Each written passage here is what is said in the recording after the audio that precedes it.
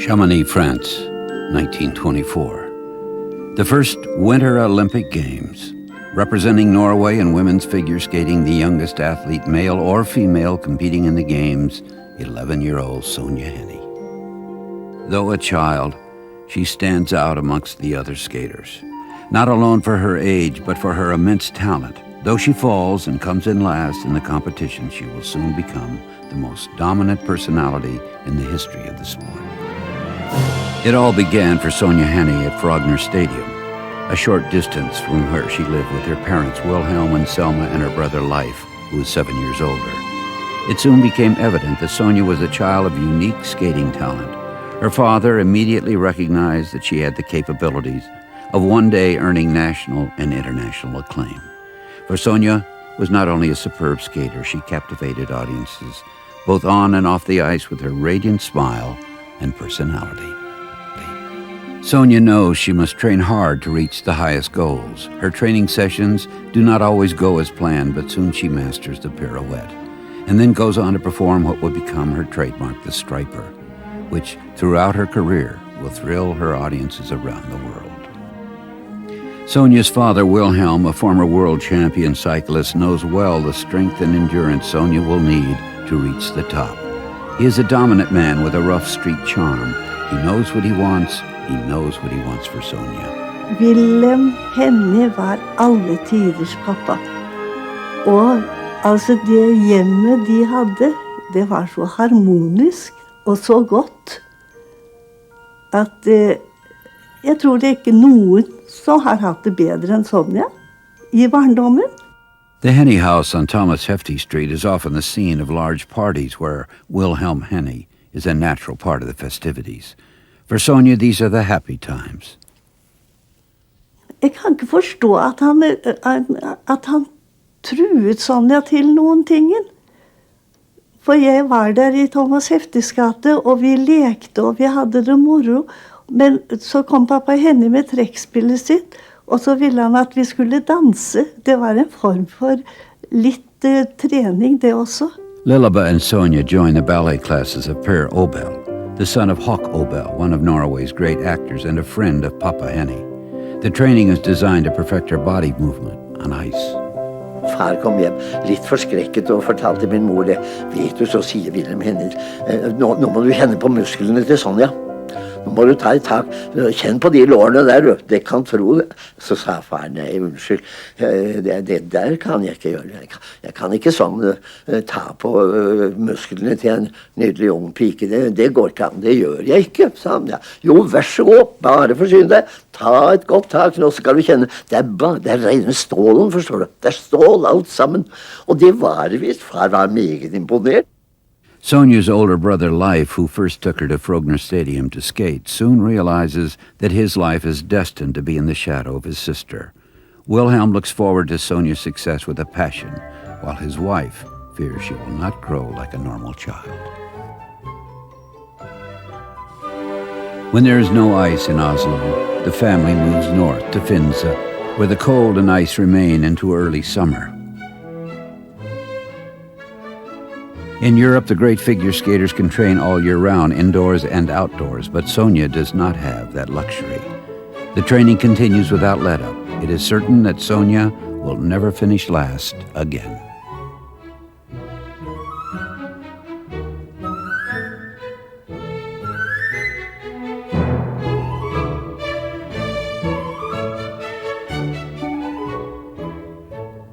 She was competing in the 1924 or 5 Northern Games, it was called. And I wasn't a skater yet, I was just bumming around. And she, to me, was like a little elf out there in a blue velvet dress and with white fur on the bottom and white fur around her wrists and a little white fur hat with blue on it. She looked like an elf. And she was just the epitome of what I would like to be.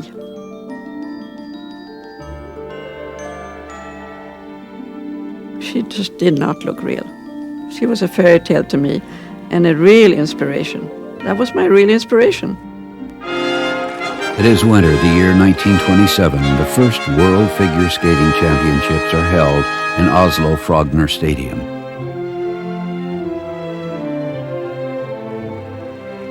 King Haakon opens the competition. For Sonja, the first of many meetings with the Norwegian royal family. Sonja wins the competition, but her victory is suspect. Several of the judges officiating are Norwegian. Sonja had been spoiled terribly from a very young child, I think, by her parents. And her whole childhood, everything revolved around Sonja and what they were going to do for Sonja and what Sonja was going to do the next minute or the next hour. And she had been brought up, in my belief, to be the center of attention. And that carried on through her life. I think the skating career definitely did start with the father pushing, and everything had to be done the way he wanted it done.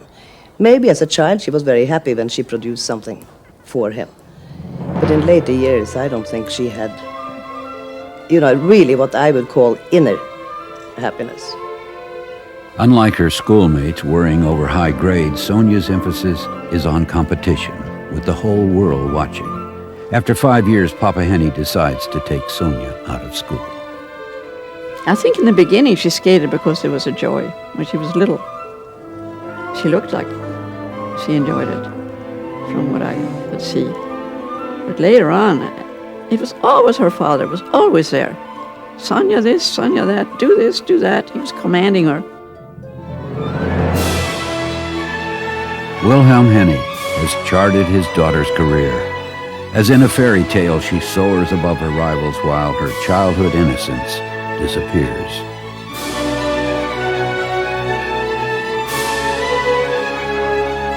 In 1928, when she's 15, Sonja wins her first Olympic gold medal in St. Moritz. Almost larger than her sport, Sonja is in great demand. Though an amateur, Wilhelm skillfully manipulates her performances into financial security. About 4 hours before the show went on, Papa Henie called up the president and said, Sonja's not feeling very good. And I don't think she can skate tonight. Oh, my word, what are we going to do? And Papa Henie said, well, come up to my hotel room. We'll see what we can do about this. So the president came up, and in those days there were no tape recorders, of course. And they sat down, and he said, Sonja would probably like it if she felt that she could go out and do some nice shopping and get some money and buy some nice jewelry and things. But why don't we have a game of poker? If I win it, maybe I can talk her into it. Papa Henie wins his poker game. Sonja celebrates. He was big and fat and rude and had no time for anybody. The only thing he saw was Sonja. And the only thing he was interested in was his daughter. Sonja is now 16 years old. Away from home, Sonja travels in the style of the wealthy. Both on and off the ice, Sonja is dressed magnificently. Short skirts and beautiful costumes couple with her innumerable fur coats. Add on her captivating smile and the world is at her feet. She wins her second gold medal in Lake Placid and the World Championship in New York. Everywhere she travels, her many admirers show their affection. This is a good opportunity for me to send my greetings to my American public and also thank them for a beautiful car they was given me. Sonja is idolized by the public, envied by her competition. But there is no contest. She is the queen and all others merely her court. Sonja Henie, the true queen of ice.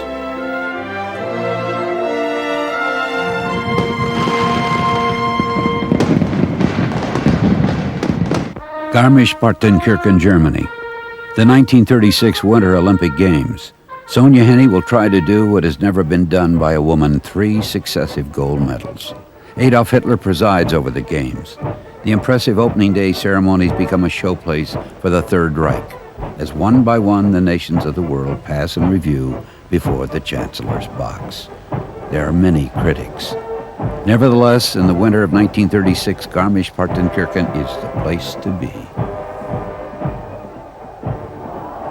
The finest athletes in the world now start the competition in many sports. The great skiers of the world test their ability down the dangerous slopes. The ski jumpers test their courage reaching out into space. A gathering of champions, but one queen will reign above all. Exceedingly popular with the German fans who want her to win, Sonja basks in their affection and salutes their support. Bunny shouts a fan. The crowd loves it, so does Sonja.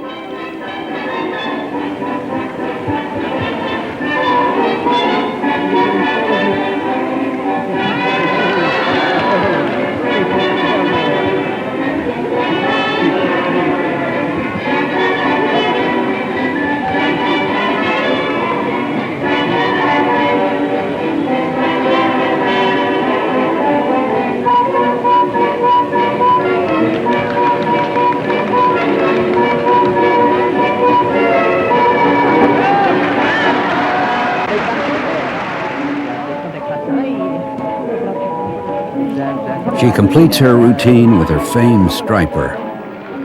The gold medal and the audience are hers.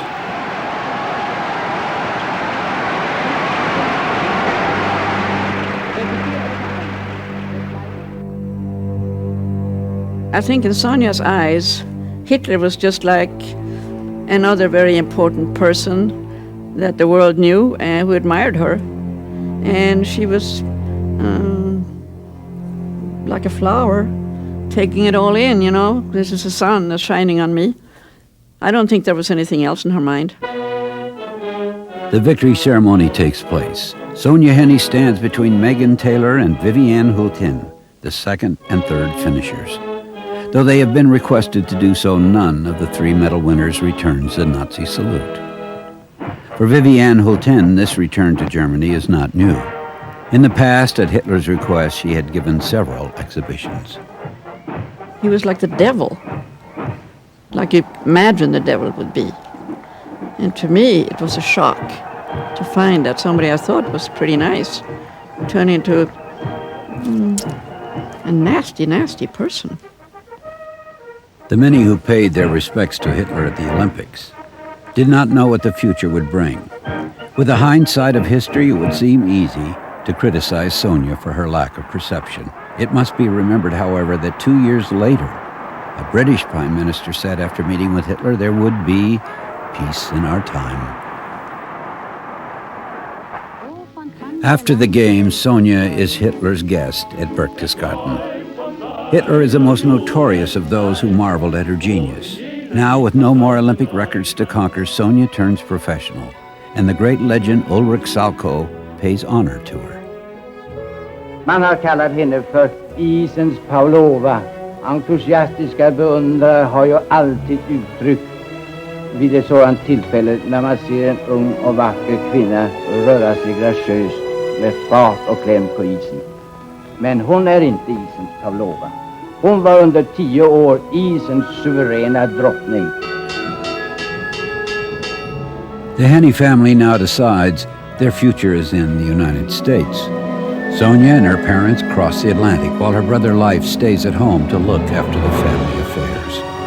Sonja can now leave behind all the petty squabbling about her amateur status and take advantage of the many offers she could never consider before. The money involved will make Wilhelm's poker winnings a mere pittance. For at the age of 24, Sonja has impeccable credentials for stardom, 3 Olympic gold medals and 10 world championships, an unblemished record. In this land of freedom and opportunity, she is received with open arms. PR officer number 36, where is it? Right here.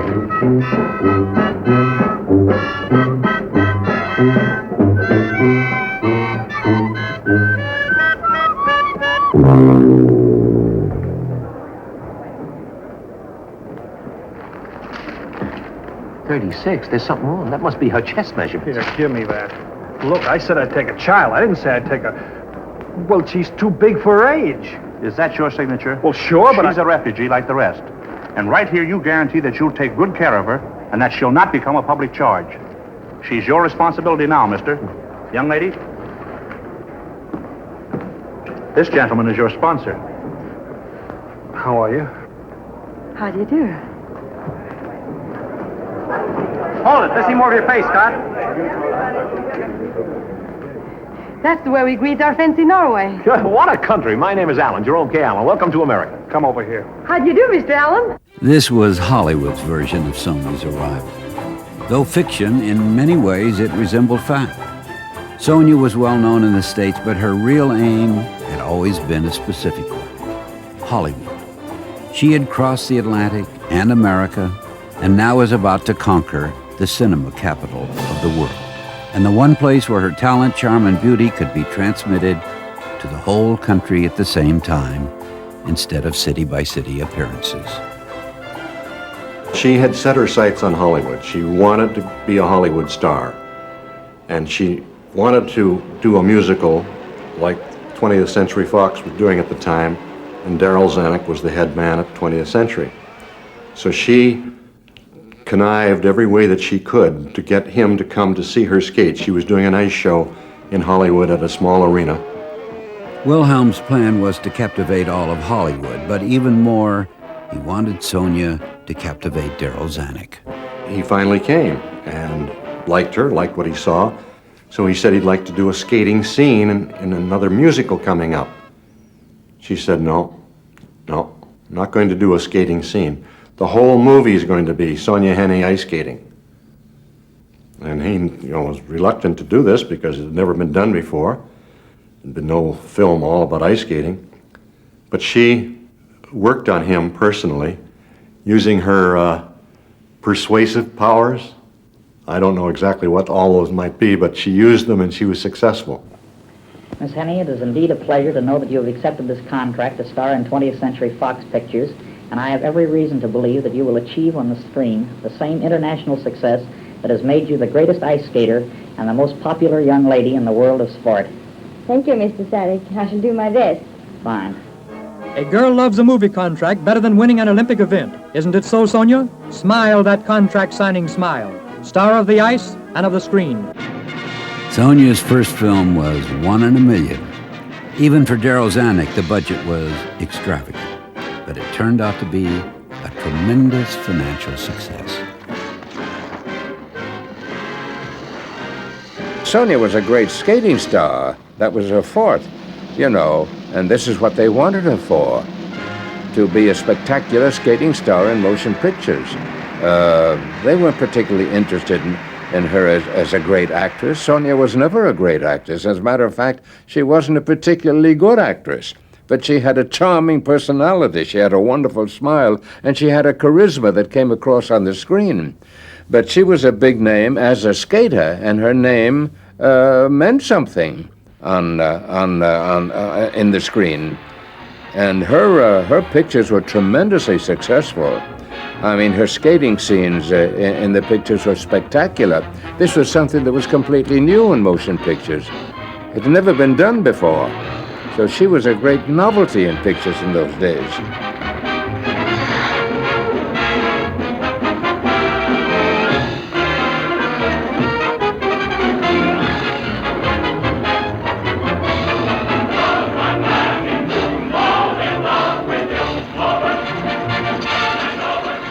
She had a mind of her own. I mean, she had things done the way she wanted them to be done. If she didn't like the cameraman, if she thought the cameraman was not photographing her right, she went right to Zanuck and said, I want the cameraman changed, and the cameraman would be changed. I mean, she was pretty much a boss on her picture. What she wanted done, she had done. The cinema world thrilled when Sonja was seen socially with Tyrone Power. It followed that Sonja would persuade Zanuck to contract Power for her next film, Thin Ice.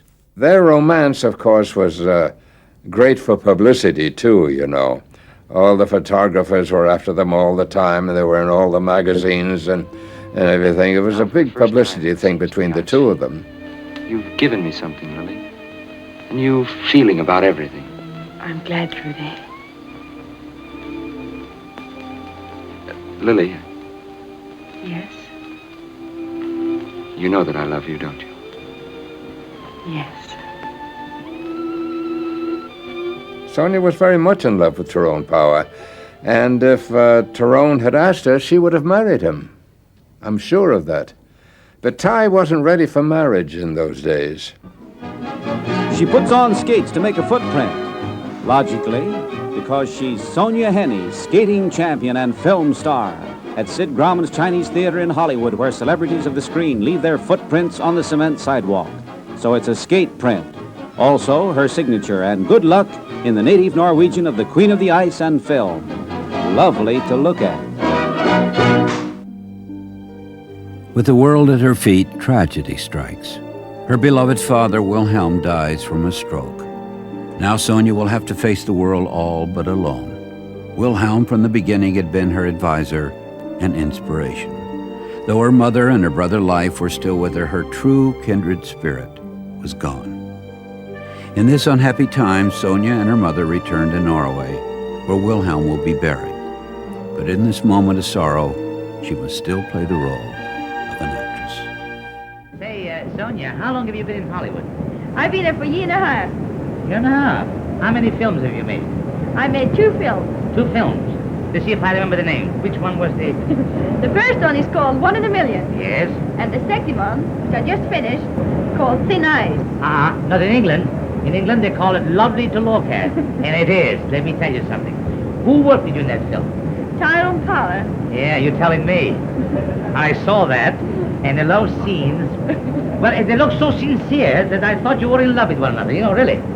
Maybe I'm wrong, but the way you two had that between the fire, you know, when you sit down, that was marvelous. Boy, that was a grand love scene. I wish I felt that way. If I stay a bit longer, I'll probably feel the same thing. Goodbye. Sonja remembers the homecoming. Da vi kom flyende av postofjorden, og jeg så alle de kjente stedene igjen, kan jeg ikke si annet enn at jeg var svært begeistret for å være hjemme igjen. Sonja receives a royal welcome befitting her status as a Hollywood queen. Thousands of people welcome her. The last time there was such a turnout was when the Norwegian people greeted their King Haakon and his family upon their arrival in the year 1905. It was a bittersweet homecoming for Sonja.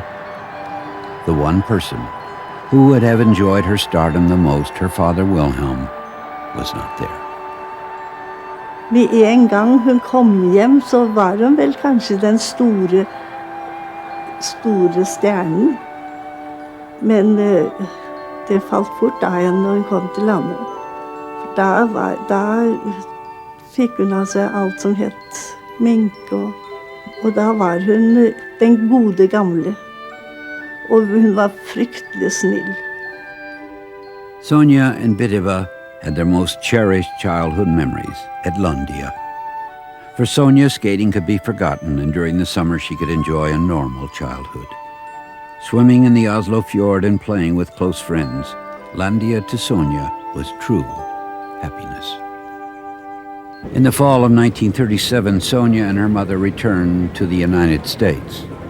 In Washington, D.C., great crowds greet her at the airport. Later, Norway's ambassador Morgenstern gives her the Order of St. Olaf. And as one who has upheld, under all circumstances and everywhere, the flag and the honor of Norway, His Majesty the King of Norway has appointed you a Knight of the First Class of the Order of St. Olaf.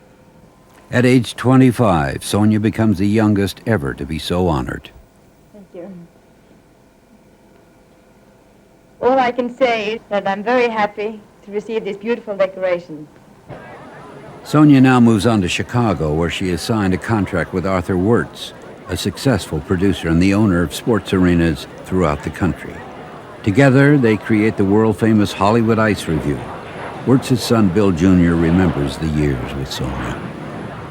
My father was always interested in touring an ice show, and she being the principal star. And I think that there's no question she was the first superstar in North America.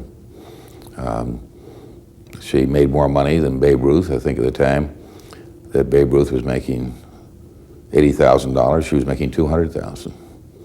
And she filled all these arenas, and each and every night. And that was some accomplishment. and she was some superstar. Rhythms on skates. What a tango they dance, with ice for a ballroom floor.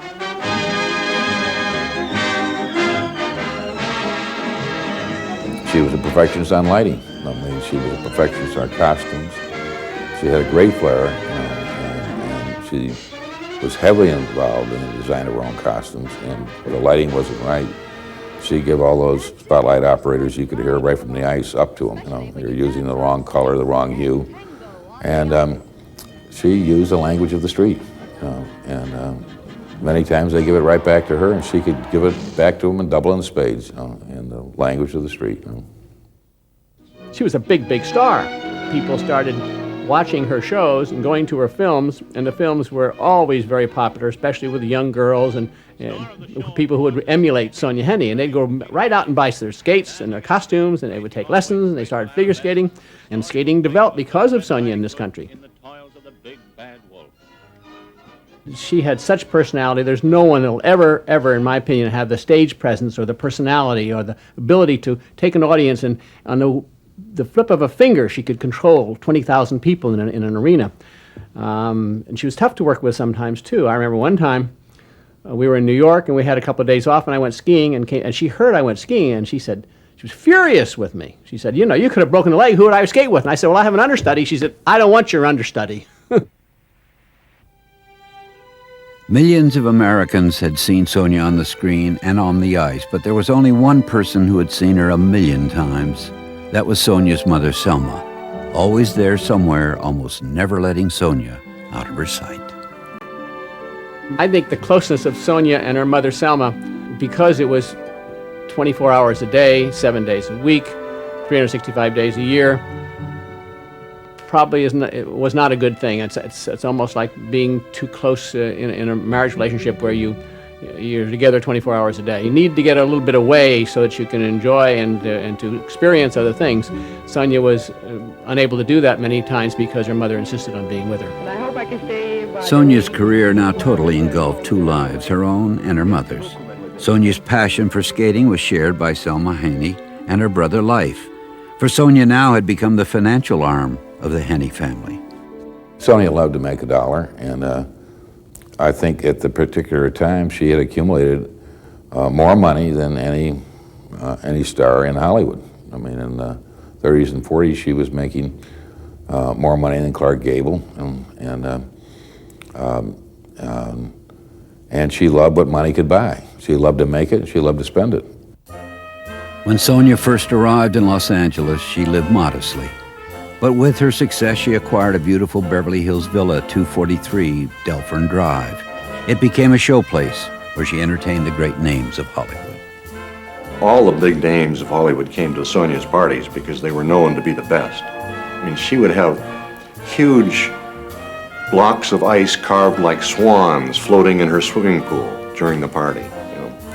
And all of great, I remember tents over her tennis court with flowers hanging down every 2 feet. You know, you just felt like you were in a fairyland.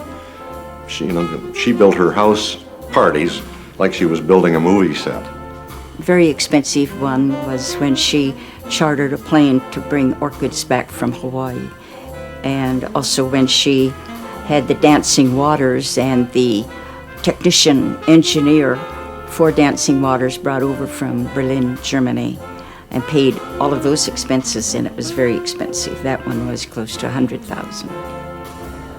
But Cesar Romero and Joan Crawford, Don Amici, Tyrone Power, and Annabella, and all of her other friends were used to this sort of extravagance. Sonja had been known for carefully watching her money, but for her, magnificent parties were as much business as social. There was a third reason, equally important. What better place would there be to meet the most glamorous men in the world? I think she really loved Clark Gable. She wanted him as a man, not just as a star. I was out with them a couple of times, and I could tell her different attitude toward him than to other men. So I knew that she had something going there. And he had just recently remarried, so in a sense, it was unfair of her to work on him as she did. And then funny thing was that after he died, his widow became her closest friend and was her closest friend in her latter years. Though Sonja is famous, rich, and unmarried, Tyrone Power and Clark Gable were beyond her desires. There were three things that she wanted from men: power, money, and maybe love. And I say maybe because she'd confuse it with the other two. In 1938, Sonja marries socialite Dan Topping. Everyone appears happy, everyone but Sonja's mother. He was a man's man type of person. She fell madly in love with him, and they come from a very fine family, but he was just the type of man that Sonja liked. He was a very wealthy man, but he was under an allowance from his mother. So when he'd run out of money, he'd come to Sonja for money. So she had to treat him like a boy, and she never respected that. And he would do it in public, which made her even madder, because she believed the man, should take care of her and so on.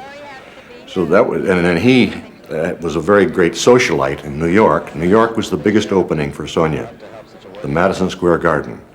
And her box, she always had her own box, was right in the center of the arena. And her husband was having a party beforehand, a dinner party, which she didn't go to because she didn't eat before she skated. And then he was bringing all their friends in to watch the show. Well, we got out, I skated with her about the second number that she skated. She did her Olympic routine first, and then we did a pair number. And when I went out to skate, which was maybe halfway through the first half of the show, her box was still empty, not a soul in her box.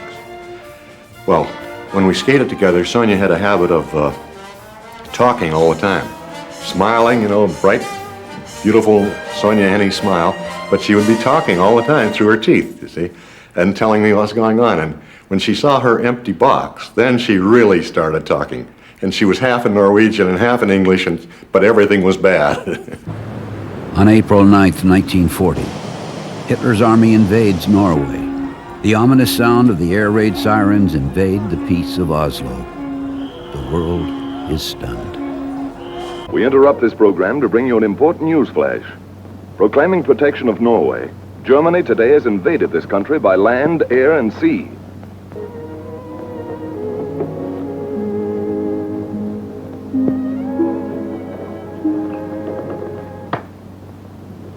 Our Norway invaded. I can't believe it. All our friends. Do you realize what this means? The brutal facts of the invasion are exposed. Some Norwegian defectors led by the infamous Quisling have turned from their country to join the invaders. All Norwegian property has been confiscated. The Hitler salute has taken on a new meaning. The Norwegian royal family and cabinet escaped to London. Norway's gold reserves are also transported outside the country. Sonja's wealth is situated in her house on Landia. From Hollywood, Sonja calls her maid at the house in Landia. She tells her to find the photograph of one of her admirers of the past, to place it prominently on the piano. When the Germans arrive at Sonja's house, they see Hitler's picture with a personal message from the German dictator. Landia is one of the few places untouched by the German invaders throughout the occupation. The naval dignitaries are greeted by star Sonja Henie and America is still at peace. Naval officers are entertained by Sonja and Daryl Zanuck at 20th Century Fox, where they observe her long days before the camera. Her husband, Dan Topping, is away from home with his own business interests. Sonja's constant companion is still her mother, Selma. Her mother was very protective, tried to keep Sonja in a little cocoon all by herself. So her mother would keep everybody else away from Sonja, and her mother devoted her entire life to Sonja and what Sonja needed and wanted, to be a skater more than anything else.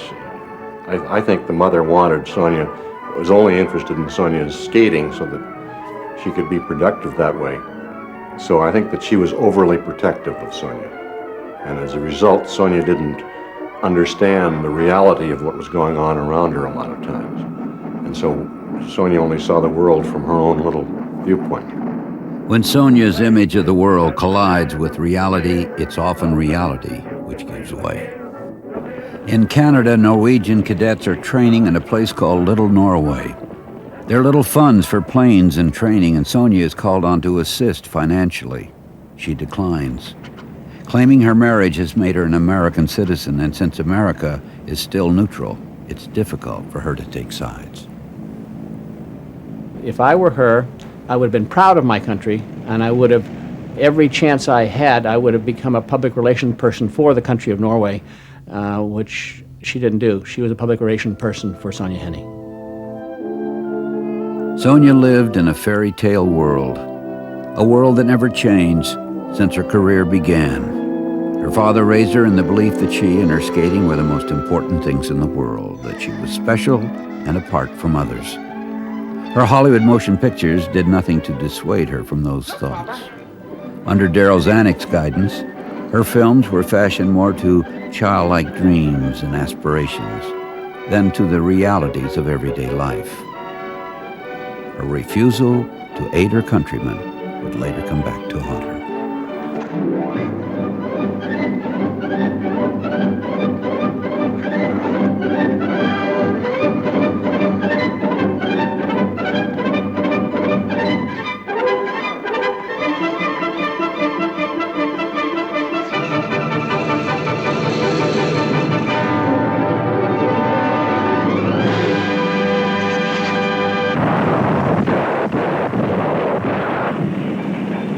December 7th, 1941. American neutrality ends with the Japanese attack on Pearl Harbor.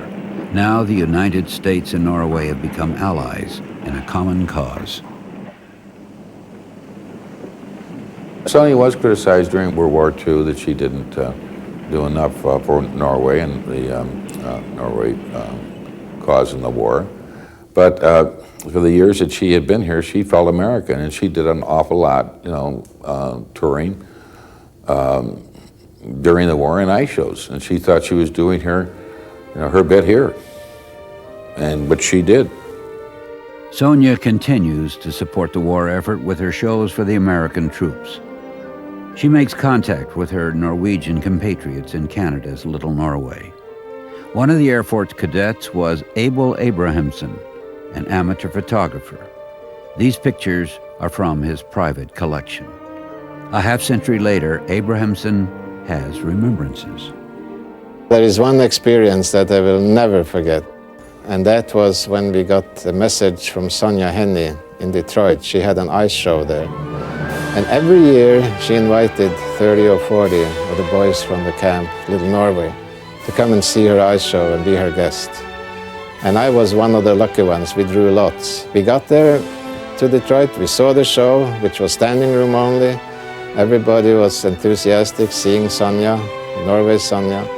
And after the show, she invited us to a big party where the liquor was flowing, where the cigarettes were at the table, there were food galore, and Sonja was middle of everything, and she was dancing with us, and she had brought 20 or 30 showgirls to dance with the boys, and she stayed there until, I think she was the last person to leave. I think the parties ended about 2, 3 o'clock, and the boys they were almost crying when they saw what Sonja had done for them, and they went up to her, many of them, and said thank you for not only the party, but what you also have done for Norway and USA.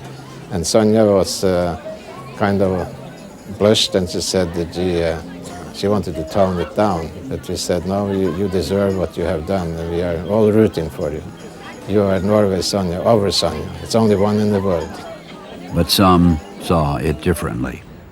Though she entertained the cadets at her ice shows, though she donated a plane to the mechanics, though she donated money to their training, it is the memory of her first refusal for help that in the public's mind sadly remains the strongest. On June 7, 1945, a glorious day for all of Norway, King Håkon returns from exile to his liberated country. The Germans have been defeated, and thousands turn out in joyous celebration for that day that many thought would never come. But with victory comes the days of reckoning for those who turned against their country in those terrible days of German occupation. Quisling and his followers are brought to justice. Though Sonja was not publicly condemned, many Norwegians expressed their unhappiness over her lack of commitment at the beginning. Throughout her lifetime, Sonja could never erase those feelings. Sonja's last film for Fox was made in 1943. She would make 3 more films for other producers, but her career was on the decline. After a certain length of time, the novelty of Sonja's pictures eventually wore off a little, because after all, that's all she could do was skate. And after so many pictures, that novelty eventually wore off. And I think she was upset about the fact that she was no longer in demand as a big attraction in motion pictures. The product which Sonja and her father Wilhelm created, the product which Sonja and Darryl Zanuck had refined, was no longer in demand. Now the audience was not there as before, and she was no longer needed at 20th Century Fox.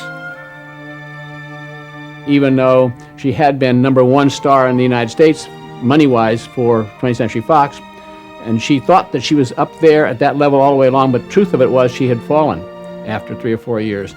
But the entourage would tell her she's #1, and she believed it, and she wanted to believe it. I think that in the times that she sat down and looked in the mirror, she would realize the truth, and I'm sure she was very lonely about that.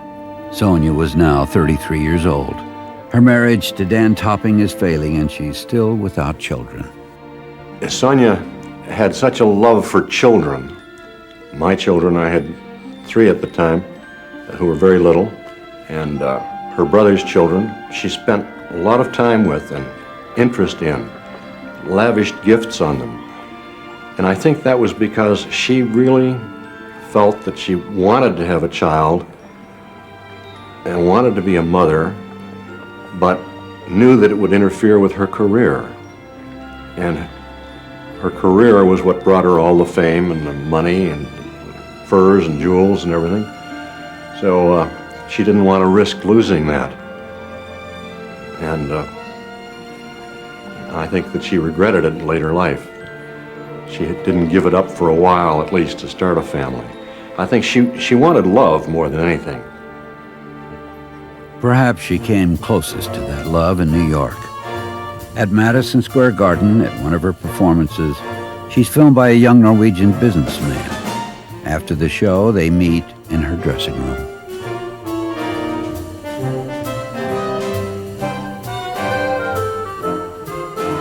Sonja og jeg, vi var jo gode venner og holdt sammen, og jeg besøkte henne på hotellet og liksom levet faktisk Sonjas liv i den tiden, i hvert fall hun var i New York og besøkte henne.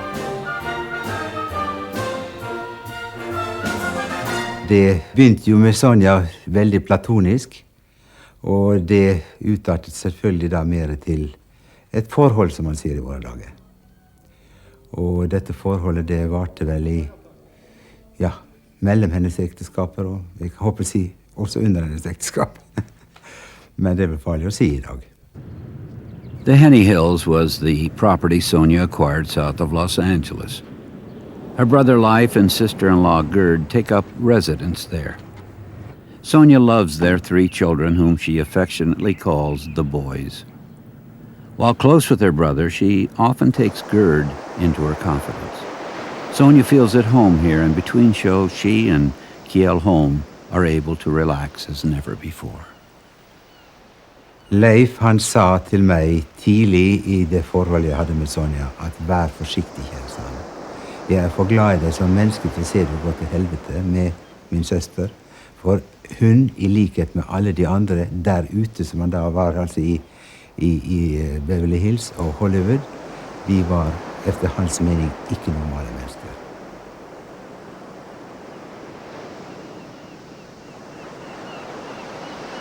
Kjell Holm makes a decision. he will return to Norway. Hvis jeg hadde giftet meg med Sonja den gangen, så vil jeg si det at da hadde mitt liv jeg blitt fullstendig ferdig. Jeg måtte leve Sonjas liv helt og holdent. Og det passet meg ikke. Sonja and Kjell remain close friends throughout their entire lives.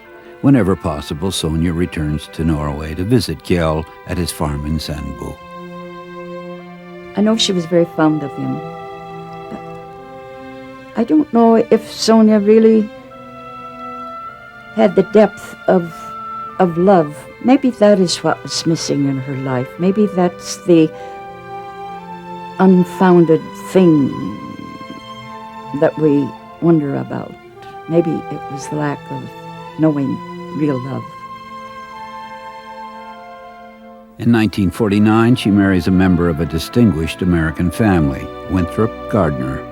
With the marriage, she expected money, power, and love. She acquired none of the three. Gardner was weak, and worst of all, he tried to turn her against Arthur Wirtz. Her husband at the time was Gardner, I think was his name. And he went and counted the number of seats in one of the auditoriums and multiplied it by the price of the ticket and told Sonja that she was being cheated by Art Wirtz. The truth of it was she was never cheated by him. She had a contract with him. He paid her every penny that was due and gave her more. He gave her jewelry. He gave her gifts. He helped her to invest in apartment houses that made her millions of dollars. He was a fine, fine person. But I think the thing that made her leave Art Wirtz was her own greed and the mistake in judgment on her husband. She thought that her husband knew what he was talking about, and I don't think he knew what he was talking about at all. Ice shows were losing their appeal. TV had changed the recreational habits of America. During this transition, she needed Arthur Wirtz more than ever, but after 16 years, their relationship was over. It was a setback for both of them, but as the star now diminished, Sonja suffered more. Sonja had to start from scratch. She had to buy all of the show equipment, all of the spotlights. It was very, very expensive for her. And she spent a great fortune costuming the show, getting portable ice rink, buying the trucks to transport it. But she did it, thinking that they could make more money. But as a result, it was disaster. Sonja was getting a little old. She began to feel that she was losing it. She was losing her talent, ability, success. She would watch the other skaters, and she recognized that youth was coming up on her and that she was going down. And at that time, she started drinking quite heavily. Sonja's mother remains her constant companion. They continue to tour the country, but they're losing money. Her marriage to Gardner is all but over, and Sonja becomes reclusive and desperate. Her only solace is at Delphorn Drive with Life, Gerd, and the boys. Sonja's home was not a home where you would expect friends coming in and having a little drink and having a little hors d'oeuvre and talking and laughing. That very seldom happened. Occasionally, her neighbor across the street would knock on the door, and she didn't know he was coming. That was disturbing to her. The boys grew up without playmates. There was not people at the house. They weren't there, that's all. There had to be something missing in Sonja's life, because she was lonely. I could tell it at times that Sonja was searching. I don't know what she was searching for. But I felt an intense loneliness when she sat quietly, maybe looking at something or talking with me. I saw a lot of sadness, a lonely person as I looked into the depth of her character. Sonja's shining star is now all but diminished. Her new agent books an engagement at St. Andrews by the Sea, a small fishing village. the start of a tour throughout Canada. Sonja must swallow her pride and accept the offer. She can no longer afford to say no. Ironically, it is a remembrance of the past. She was here 20 years earlier. Campobello was the summer vacation place of President Franklin Roosevelt. After winning her second gold medal in Lake Placid in 1932, she was invited there by Roosevelt, who was then governor of New York State. The glory of 1932 was now a haunting memory. In summer, St. Andrews is a favorite resort of the rich. But in winter, it is all but isolated with no more than 500 or 600 people. The luxurious hotels are all closed and private homes boarded up as safeguards against the weather and raging sea. Here Sonja arrives. Ironically, her troupe is almost as large as the people still remaining. The town's hospitality is overwhelming. Happily, she is still loved by all. Even those too young to buy tickets find ways of watching the performance. We had a few places that we could actually sneak into the arena or look into the arena. So in order to see this girl, we had this little, by our dressing rooms, they weren't quite what we have today as dressing rooms, and there are several ways of looking into to see these stars. And we happened to be looking in when these stars were starting to dress and undress and getting ready for the performance. And as young fellers, we had, at 7 years old, I think it's something we haven't seen before, i.e. big stars, world renowned, and we seen them complete. So people were really impressed with her. So it was quite an experience, and one that we've never forgotten. 40 years later, I can still remember. Sonja put on for 2 nights her show, and she skated just as hard and used her beautiful costumes as if she were at the Madison Square Garden. She never complained, and I think that proves something about Sonja that most people wouldn't know. The real urge she had to do the best no matter where she was and to never give up. She was what I class a real trooper. Sonja's troops are on the march again. They captivate all of Canada. Paris and Europe is next. But the real test is her home city of Oslo. Sonja feels she will not be welcome, but her agent Mara Schelfen insists she should appear. Sonja is fraught with nerves. Og så kommer det første toget som skal få en ny feber til å rase I landet vårt, nemlig Sonja-feberen. She had great hesitancy about going over to Europe, and especially appearing in her hometown. Her reasoning, I believe, had to do with the war, and that she had left Norway just prior to World War II, and her success did not help the Norwegians. That was part of the contention, and I think that was her reluctance about going in there. Forventningene til showet og til henne var jo meget store, for man hadde jo hørt om det og visste at hun hadde vært stor filmstjerne I Hollywood, og så var det jo selve forestillingen var jo noe helt nytt for oss. Det var jo nerve I alle deler av forestillingen, ikke minst hos Sonja Henie og de som var med, for alle visste at det lå lurte et eller annet, og visste også at resultatet av den første forestillingen, det vil være helt avgjørende for hele turneen.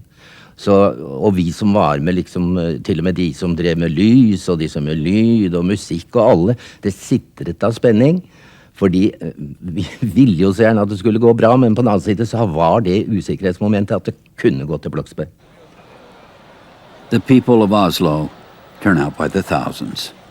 Opening night is completely sold out, and Jordal Stadium is packed with enthusiastic spectators. The Crown Prince and Princess are the guests of honor. Sonja is uncharacteristically fearful. She is not certain how her countrymen will receive her. I was standing there with her on that opening night, and never on opening nights was Sonja trembling. But she was actually shaking. Her whole body was shaking. And the curtain was drawn because she did not know whether she'd be booed right off the ice. That's what she was afraid of. Før hun gikk inn, så ordnet vi det slik at vi slukket alle lys. Og så hadde vi sagt til publikum, nå tenner vi alt vi har av fyrstikker og lightere på opptakt 1, 2, 3. Og så Sonja.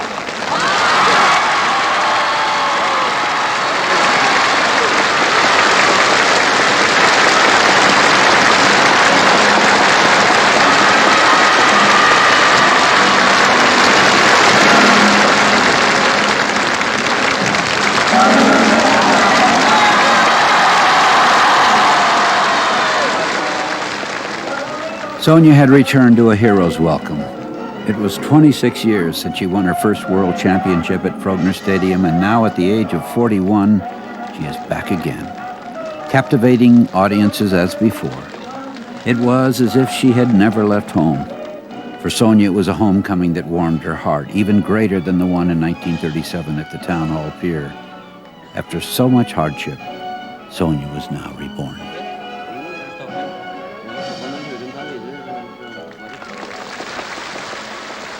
People attend from all over Norway. The show is sold out for 30 consecutive nights. Even the weather remains perfect. People call it Sonja weather. The success of the show was immediate, and the kroner kept pouring in. Sometimes she would call me in my hotel room 3 o'clock in the morning and say, take the first plane up to Paris and go down to the safe and take $50,000 worth of kroner. And I would have to smuggle the money out of Norway. Sonja was rolling in kroner, so when it came time to depart, she had all this cash, and there were big, cumbersome bills. So they put it all into an army footlocker and believed they shipped it with the props as play money. Den lille Frogner-jenta var kommet tilbake, sterkere enn noensinne. 350,000 people have seen the show, and once again, Queen Sonja has conquered Oslo. After her great triumph, Sonja visits Kjell home at Sandbu Farm for a much-needed rest and vacation. She loves this place with its aged timber walls. This is the real thing, Kjell, she says as her hands move over the logs. Her Oslo success and vacation at Sandbu have brought youth back to Sonja. She invites Kjell and his mother to join them at Christmas in Hollywood. En julaften så hadde min mor pyntet seg, og det var jo julaften, og vi skulle ha skinkestekøkte på norsk maner med surkål og greier. Og mor kom ned og sa Sonja i trappen at «Jøssenavn, har du pyntet deg?» Ja, sa mor, det er jo julaften. Nei, du, her pynter vi oss ikke til jul, sa hun. Nå skal jeg gjøre noe for Kjell, og skal jeg komme ned, eller gjøre noe med Kjell, og skal jeg komme ned etterpå. Og så kan vi da dra et glass champagne før vi spiser. Jo da, vi gikk opp på dressingrommet hennes, og satt oss ned på gulvet der, og så tok hun bort et bildemaleri på veggen. Der hadde hun en safe, og der tok hun ut kjempebunke med penger. $. Og så satt vi oss til å telle for å vite hva hun hadde, og vi talte opp $2 millioner i kontanter. Jeg satt der i flere timer, og så skulle hun se på smykkene sine, og så siden det var jul, og la de frem, og satt og lavet hauger av smykkene, og så kom min mor opp for å se hvor vi ble av oss, og da fikk se oss, og sa hun, fytte rakkeren sin, og så på en julaften da, og gikk igjen.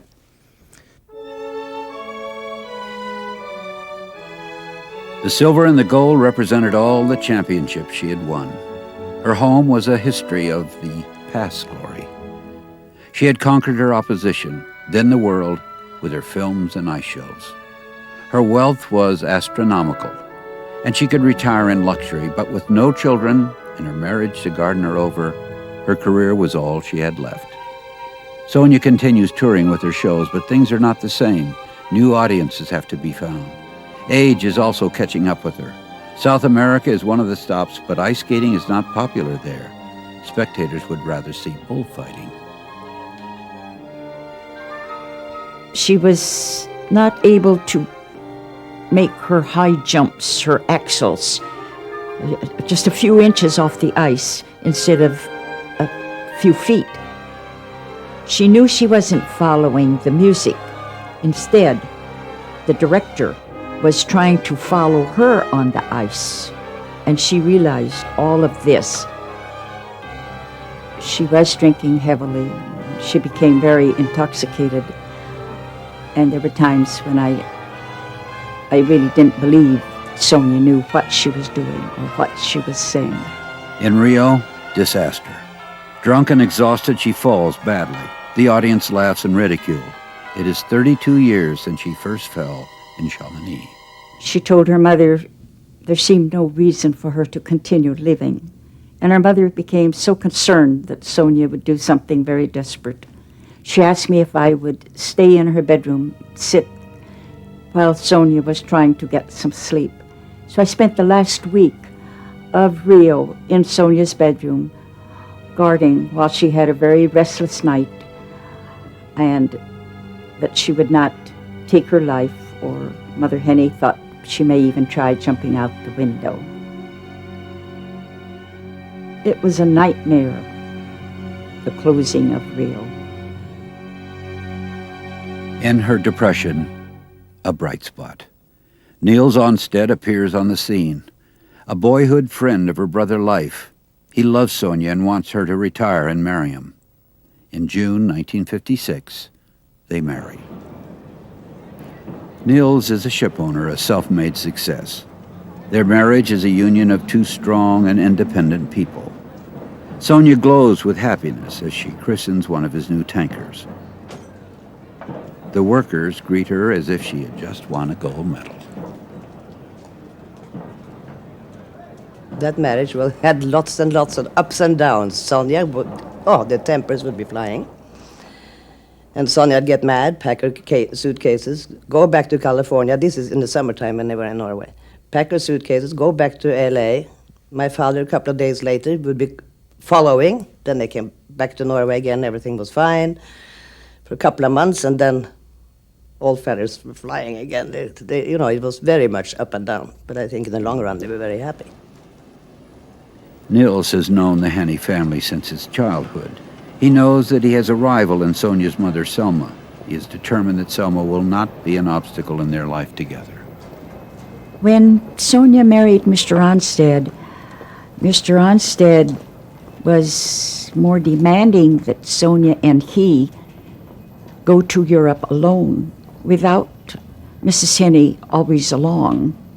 It caused a bit of dissension, I must say, but at least Sonja had a little bit more freedom with that marriage than she did otherwise. With her marriage to Niels, new horizons open up for Sonja. Through his interest in painting and the artist, new friends are made for Sonja, and a life outside of skating. While visiting the painter Jacob Weidemann in Lillehammer, Sonja is rejuvenated with the thought that she can get involved in a new art form, one other than skating in front of audiences.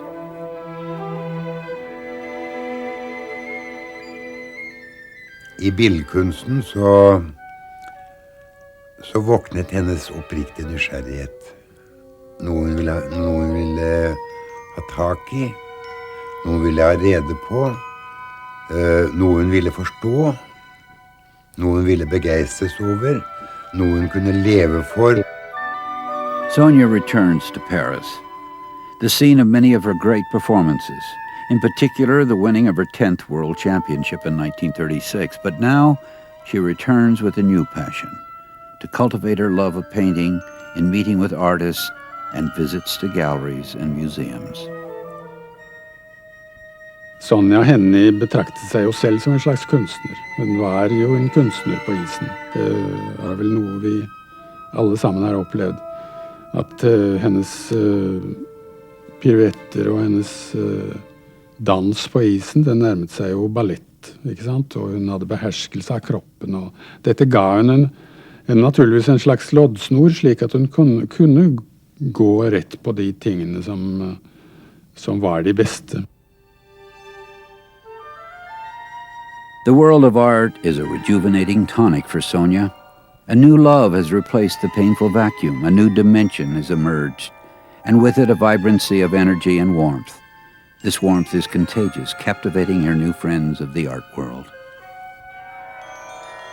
At de ble så betatt av denne her jenta. For det første så hadde de jo sett henne, de fleste, da, på isen, eller de hadde sett filmer av henne. For det annet så var det en voldsom varme og entusiasme i alt det der Sonja foretok seg. Og jeg har selv sett henne overfor bilder hvor hun nesten liksom sånn i ekstasen, sjalv av glede når hun så ting som hun likte, ikke sant? Og dette må jo ha smittet over på disse forskjellige kunstnerne, hvor store de enn var. Jean Bazin is one of the greats of the modern abstract painters. His inspiration comes from the beauties of nature, but his work is not easy to judge or understand. Bazin falls under the spell of Sonja when she comes to observe and purchase his paintings. She shows an almost childlike naivete, which captivated him. He would later say that Sonja was able to retrieve the happiness of youth with her newfound love of art. Elle avait l'instinct de la peinture. Et ça, c'est la seule chose qui compte. Vous comprenez, ça ne s'apprend pas d'aimer la peinture. Ça ne s'apprend pas dans les écoles ni dans les universités. Elle avait ce goût instinctif. Goût n'est pas assez dire, cette passion, je vous l'ai dit 3 fois au moins, instinctive pour la peinture. Et beaucoup pour la peinture française d'ailleurs, ce qui fait que nous sommes un certain nombre à en avoir bénéficié. Et c'est pas si facile d'aimer la peinture française, que c'est une peinture qui est sans... où le drame est caché, enfin, peinture qui cache ses moyens aussi, et qui n'est pas expressionniste. Sonja and Nils often go by the studio of Anna Eva Bergman and Hans Hartung. They are both representative of an almost aesthetic and cool abstract form of art. In particular, in Hartung's paintings, Sonja sees an image of herself.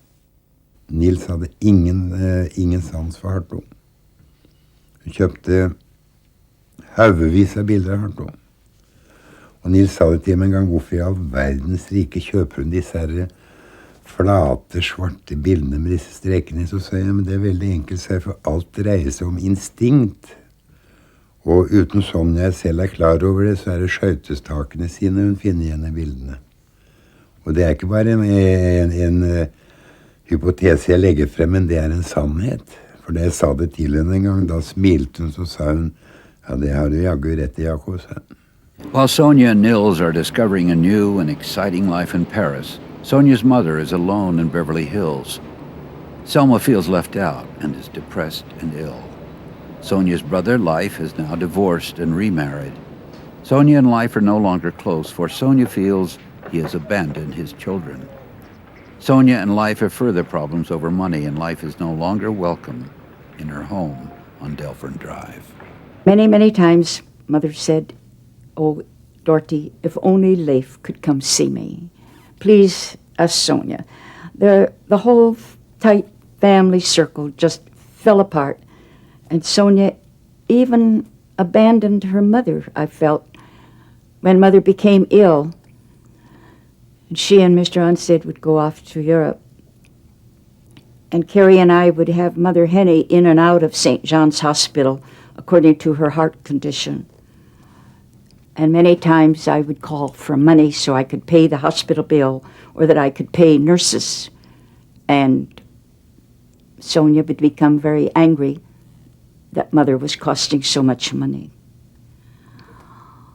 And that was very heartbreaking, because I felt that Mother had sacrificed her entire life for Sonja, and now she was abandoned. And Mother Henie felt that too. In the early days, Selma Henie was drawn into the limelight by Wilhelm and Sonja. She was Sonja's greatest supporter and was able to transform her personality to fit theirs. When Wilhelm died, Sonja had lost not only a father, but the one person who orchestrated her future. Selma Henie now took over from her husband. She was now her daughter's greatest admirer as well as her strongest critic. She lived her entire life for her daughter. Sonja and her mother were inseparable for many years, doing everything together until her latest marriage to Nils. For Sonja, mother now had become a ghost of the past. When Sonja saw Leif and I waiting for her to disembark from the plane, she became extremely angry. She was very angry all the way back to Delphine Drive. And she had been drinking too. And she remained angry all the rest of the night. Nobody went to bed.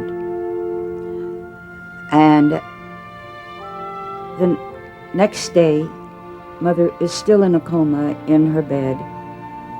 Leif is on one side of the bed, and Sonja is on the other. And they are quarreling over their mother who was dying. Carrie and I were both in there, and Carrie, an older lady, much older lady, scolded both of them. And she said, Sonja and Leif, your mother is dying. Get out of here if you're going to be fighting. Sonja got angry at the nurse because she had given the mother a shot to prolong her until she got there. She fought with the nurse and tried to throw her over the stair, banister down into the hall. It was a horrible afternoon. Mother died at 3 p.m. Saturday afternoon. Neither Sonja or Leif were in the room with her. The cook and I were there. And I went into Sonja's bedroom where she was sitting, and I said, Sonja, your mother is gone. And Sonja said, go back in right away and take her jewelry off. And get in that drawer and get all of her jewelry and bring it in to me. And I thought, I cannot do this. And Carrie said, come, Dorothy, I will go with you. And we went in and we got the jewelry. And the nurse was taking care of Mother. I had told Leif to call the undertaker to come. And Sonja sat in her bedroom with Mother's pearls. And she was saying, I'm going to have to get these restrung. And I'm going to do this with them, and I'm going to do that. And Sonja did not cry.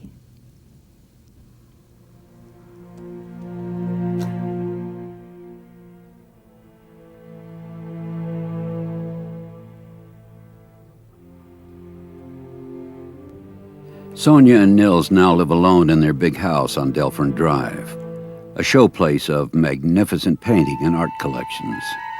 Nils and Sonja were of different taste, and Sonja would make certain to point out her likes and the ones that were purchased by Nils. Their homes in Landoy and in New York were also showplaces for their collections. They loved their possessions and found much joy in sharing it with others. In 1963, they decided to have an exhibition at the House of Artists in Oslo. Sonja was concerned. She was not certain how Norwegians would respond to her collection of French modernists. Jeg tror jo ikke det at de har så veldig mye interesse av moderne kunst i Norge, for det er jo mange som har spurt meg om jeg har begynt å male når de kommer inn her. Og så får jeg jo også en annen ting. Min sønn kan male like godt som Miro. Men jeg må jo si jeg er glad i moderne ting. Plysjmøbler og sånt, det er passé, synes jeg. The exhibition caused great interest. King Olaf attended the opening and was escorted around by Sonja. After Oslo came Stockholm. Again, she was thrilled by the attendance of a king. King Gustav VI is welcomed by Sonja and Nils. Another triumph for them both. The exhibition moves on to the famed Tate Gallery in London. There, Princess Margaret and Lord Snowdon are the guests of honor. A great Olympic athlete who took Hollywood by storm has now entered the imposing gates of royalty.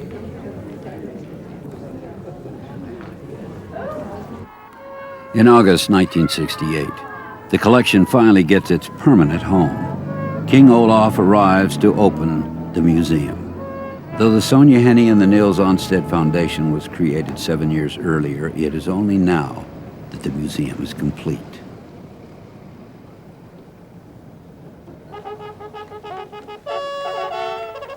It has been 15 years since the king had come to the opening performance of Sonja's ice show at the Jordal Amphi Stadium, when he was still the crown prince and she was Queen of Ice. I'm very proud and happy that my husband Nils and I have built this beautiful art center in Norway. And I hope that you will enjoy it and love it so much as we do. I hereby ask Your Majesty to open our art center. Det en utrolig gavmildhet som ligger bak dette. Vel det så som fylkesmann Lie sa, det står som et monument over dette kunstelskende ektepar. Men samtidig det noe utrolig kjærlig dette å ville dele gleden av kunst med andre på dette viset som det gjort her. Behind the king and Sonja are Prince Harald and his Sonja. In 1 week's time, she will become the new crown princess as Norway prepares for a royal wedding. Guests arrive from all over Europe. The palace makes special requests for tours of the museum. Later, a private luncheon is planned at the residence of Her Ladyship, Mrs. Waring, who is mistress of the king's household. Sonja and Nils are not invited. They are offended and conspicuously absent during the tour. No one can understand why these proud and generous donators have been treated so discourteously. Da sier jeg til Sonja, ikke bry deg om det, sier jeg, for dette du har reist her sammen med din mann, det kommer til å stå når disse borte for lenge siden. Det var ikke noe mausoleum hun skulle bygge, det var ikke noe pyramide efter seg selv hun skulle bygge. Hun ville gi noe til Norge, så de hadde et bevis på deres eksistens. What was to be one of the crowning achievements of her life, the reconciliation with her country, with her generous donation to the arts, has turned into a humiliating defeat. Devastated over the treatment, Sonja and Nils return to Hollywood. Back home on Delphine Drive, they have once again returned to a quiet, secluded life. They still have a group of selected friends they entertain, but mostly they are alone, for Sonja's health is declining. Nels is given the terrible news by doctors. Sonja is suffering from leukemia, cancer of the blood. It is deemed wise not to tell Sonja. Rather, it is decided that she be told she is suffering from anemia. Unaware of her critical illness, she continues skating with her old trainer and friend, Michael Mickler. He and his wife, Gloria, are close friends. Every morning at 8:30, she drives to the Pickwick skating rink, where she continues to practice. The thing that I felt as I got to know her, and when she started skating with Michael, was how amazing it is that she started her life skating. And it's like a circle. She had everything. She had the jewels, she had the money, she had the people.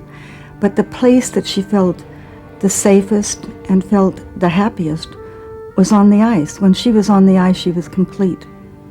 She fulfilled actually her life, if you think about it. She came back to the beginning. I never felt that Sonja was bitter. I just felt a sadness. I felt that she maybe knew that things were coming to a close, as we all do when we get a little older, but I really don't even think she dwelled on that. I think she had a wonderful life, and I think she knew it.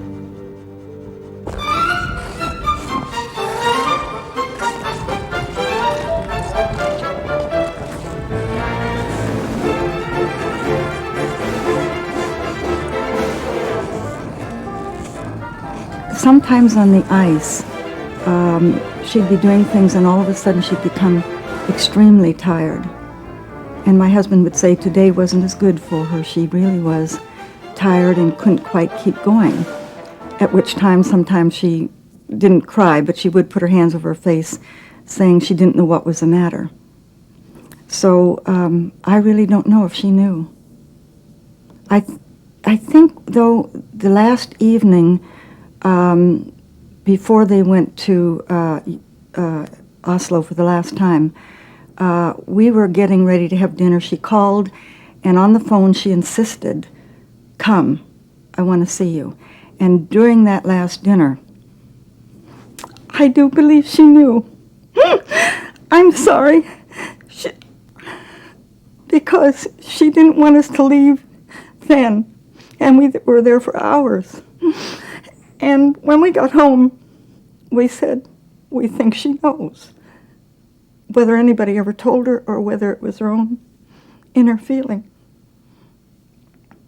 But we did receive a letter from her a few days before we heard she had died. And in the letter she said, when we get back, I'll be there on Thursday and we will get started. And so she was planning on coming home and skating again. So until the day she died, I guess she was dedicated to what was her life, which was skating.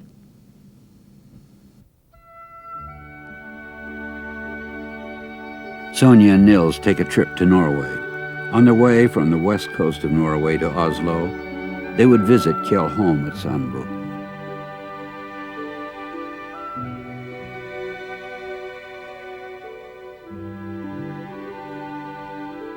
Jeg savner hennes telefonoppringning om natta, fremdeles. Og tenker ofte tilbake på den tiden. Hun vekket meg jo faktisk hver eneste natt når hun var i Amerika. Hun hadde mange problemer, og spurte meg hva jeg ville gjort i hennes stilling. Og jeg forsøkte å gi henne råd, og når jeg ikke kunne det, så sa jeg sånn, dette går ikke, det må du finne ut selv. 20 years earlier, she had considered giving up skating to spend her life with Kjell. Since then, Sandbu has always held a special place for her.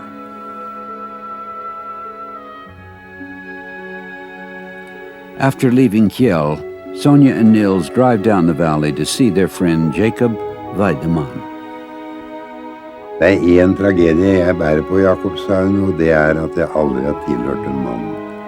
Og det er sterke ord fra en kvinne som kunne få hele verden.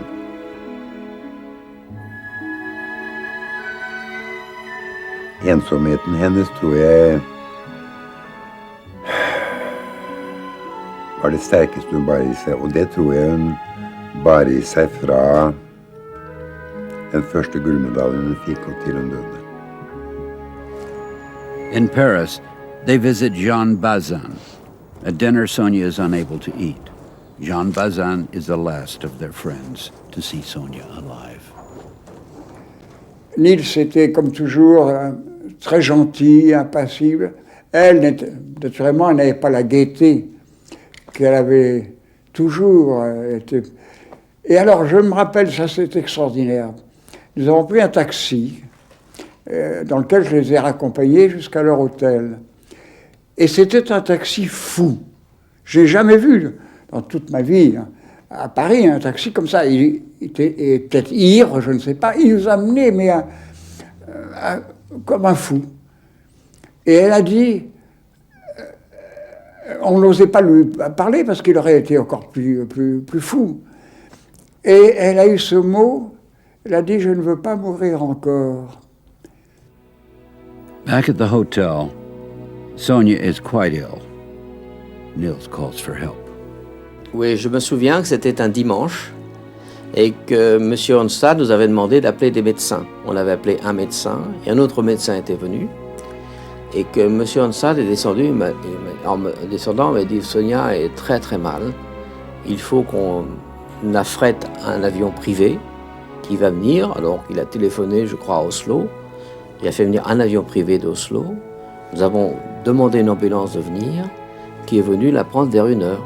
Et je dois vous dire que nous, tout le personnel, moi-même et mes collègues, nous étions tristes, très tristes, parce qu'on savait qu'elle était très malade et qu'on avait un très bon souvenir d'elle, par sa gentillesse, par tous les rapports qu'on avait pu avoir avec elle. Pour nous, c'était une grande dame, c'était la fée de la glace. Now there is a race against time. Sonja is in desperate need of blood transfusions, but the journey back to Norway is several hours by jet. To this day, one wonders why she was not treated in Paris. It must be believed she wanted to return home to Norwegian soil. While airborne, Sonja leans her head on Nils' shoulder and quietly falls asleep. It is Sunday, October the 10th, 1969. Sonja Henie is dead at the age of 57.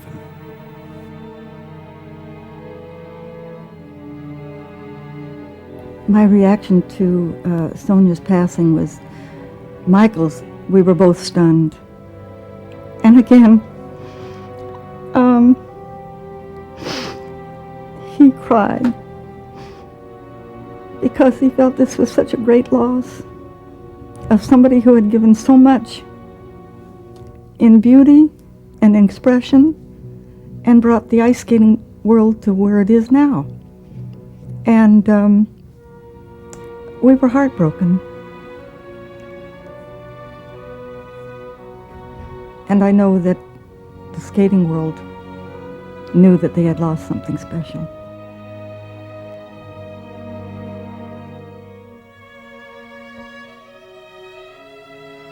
She was a rather unique person. She was one of a kind, Sonja.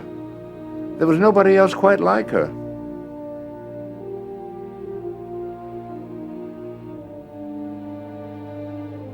I felt a great loss when Sonja died.